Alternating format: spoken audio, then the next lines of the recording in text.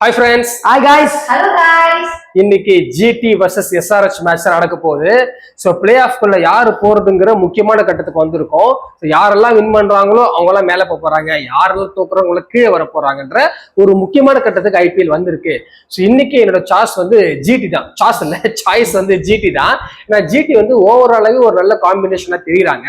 To comparing with SRS, GT கிட்ட ஒரு நல்ல ஃபயர் பவர் இருக்கிற நினைக்கிறேன்.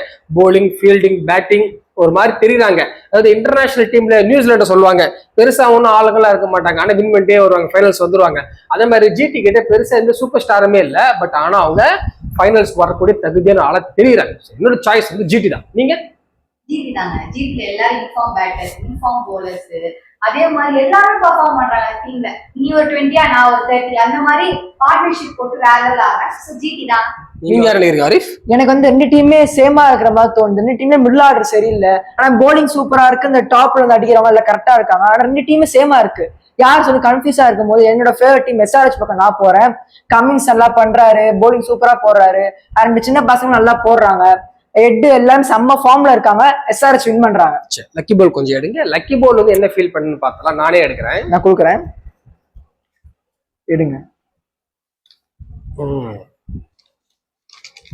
எஸ்ஆர்ஹெச். சோ எஸ்ஆர்ஹெச் தான் ஜெயிக்கும்னு லக்கி பால் ப்ரெடிக்ட் பண்ணிருக்கு. Okay, bye bye guys.